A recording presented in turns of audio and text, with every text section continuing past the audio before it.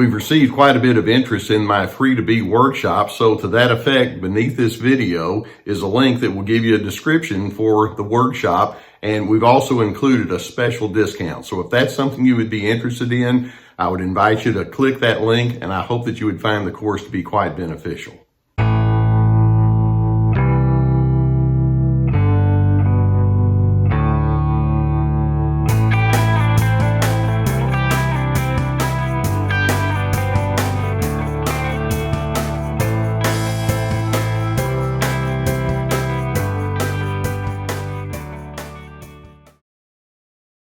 As many of you are aware, I have a deep history of doing work in the anger management category. I've written books on the topic. I've conducted seminars and workshops. In fact, one of my webinars here on this channel is about managing your anger properly.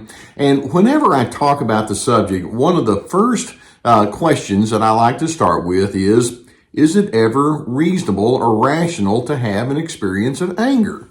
Now, the answer is yes. Now, so many people have such bad experiences with anger. Sometimes it comes from within themselves. Sometimes it's at the hand of other individuals who don't manage it well, that we just think of anger categorically as being a negative emotion. But really, there are two factors that go into the making of reasonable, rational anger. One is we have to ask, well, what is it that's triggering it? And then number two is, and how do you manage it?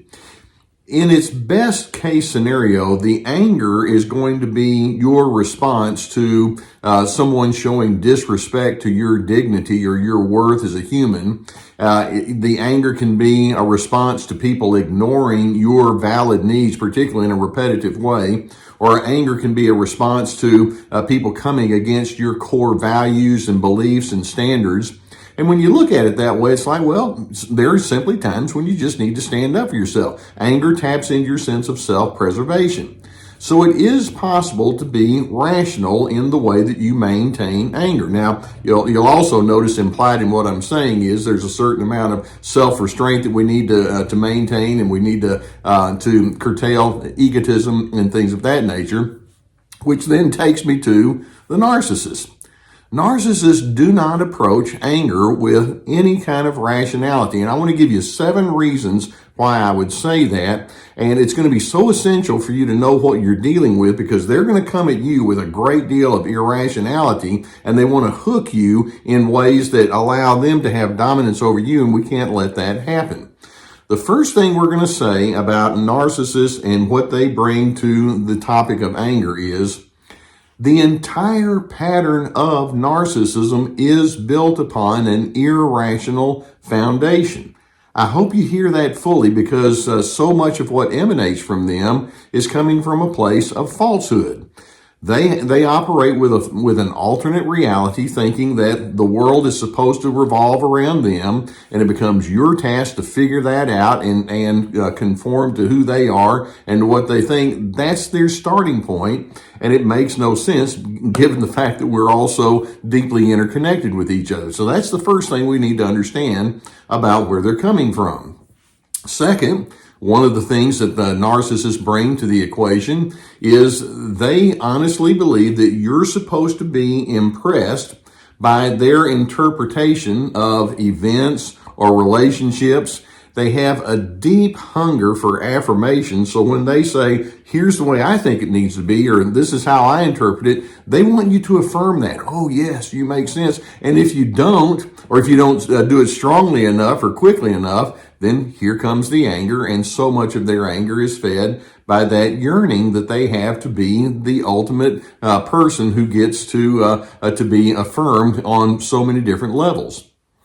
A third thing that we need to understand about narcissists with their anger is they truly think that they're unique in a very superior kind of way. We each are going to be unique, but their uniqueness is like, well, yeah, but I'm unique better than everybody else. And so knowing that they think that way, it makes it easy for us to then recognize that when they have an anger outburst, they're going to be coming at you from a superior position. I'm better than you, which means you're lesser than, and so that informs the way that they conduct themselves during anger episodes. A fourth thing that we want to remember is that to the narcissist, You're a nuisance. You're a nobody. You're not allowed to have a voice.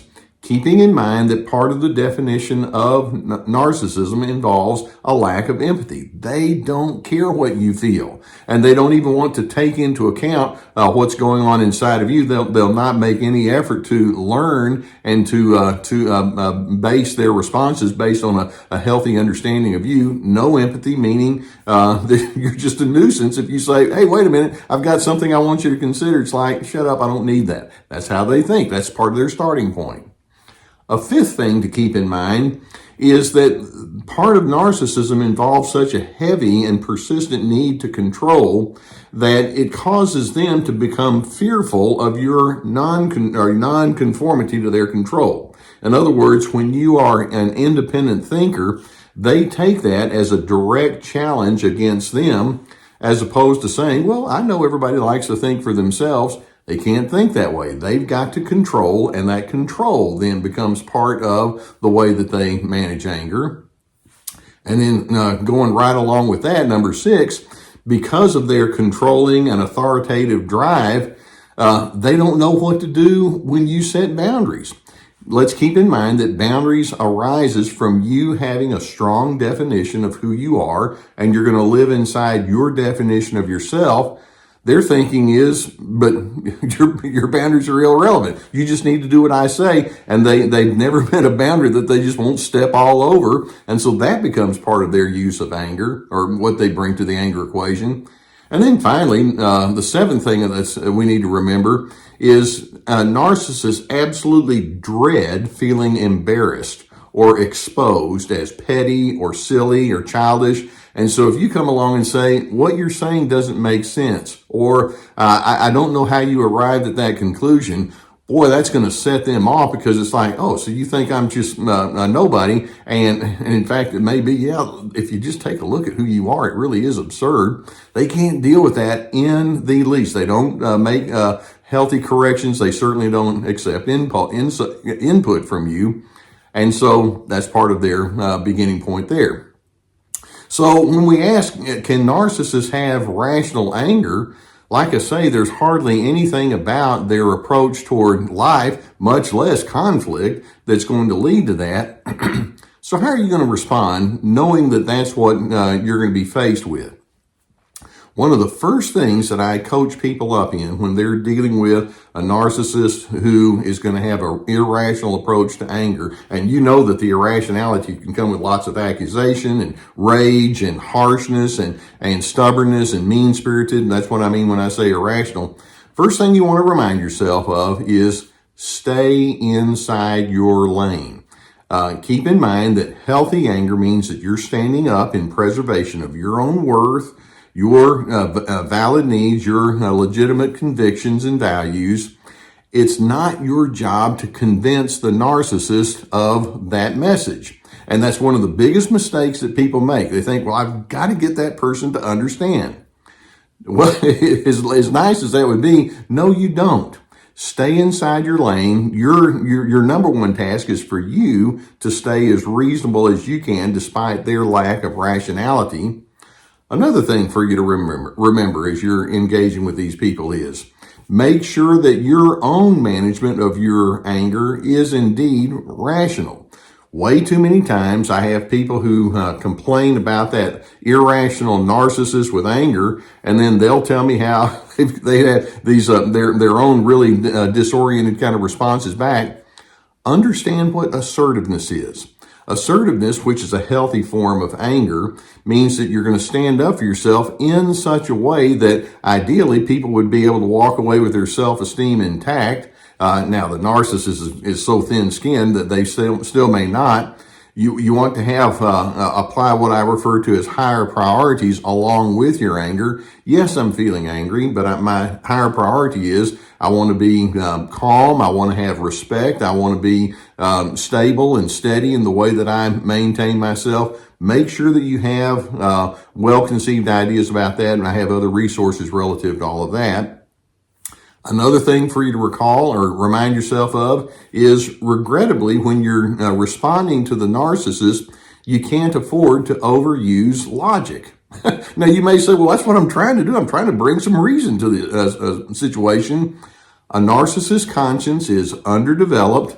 They don't see right and wrong in the same way as you and I do. Their idea of right is, it's me thinking it, therefore it must be right. And so if they declare it, then you're supposed to feel what they want you to feel. But instead, you don't need to go in and try to sell them on the notion of what is logical and what's illogical. It's not going to work. You're going to have a stone wall right there in front of you there. Another thing right on the heels of that is when you're responding to that irrational narcissist, don't try to shame them.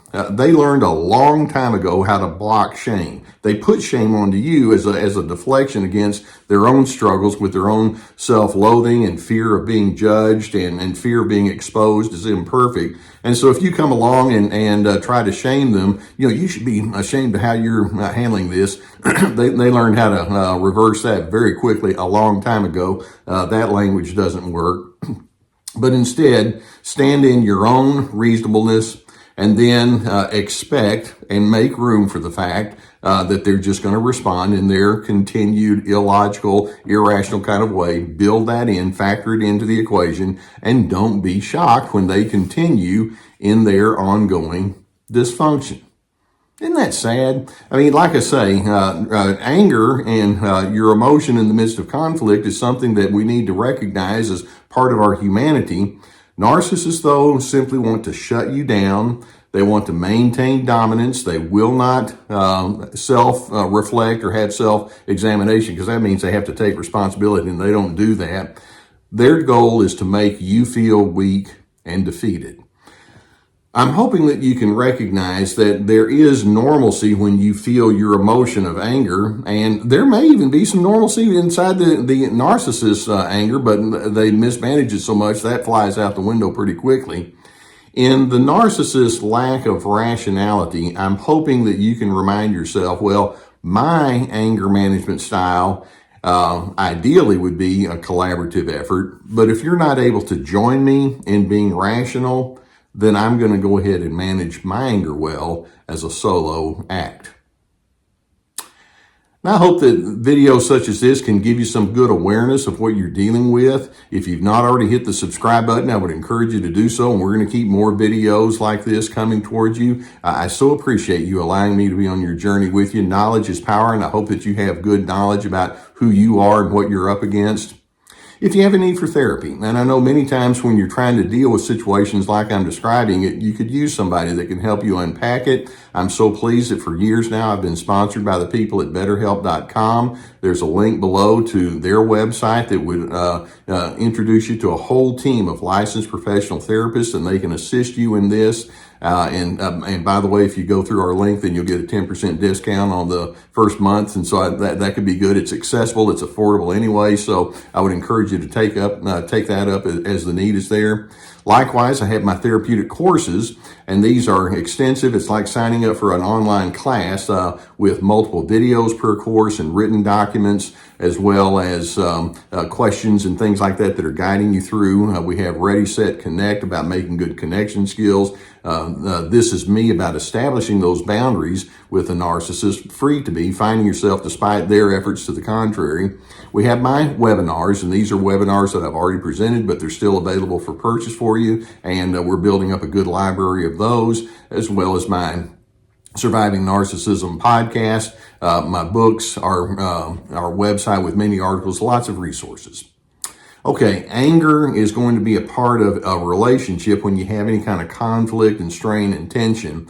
It's so necessary for you to know what you're dealing with on their end and how you're going to manage it on your end. And I'm hoping you can decide, despite their irrational approach, I want to be rational. I want to live with dignity, respect, and civility. And it's possible to do that even in the midst of difficult moments. And in doing so, then you can then be poised to remain a person of peace.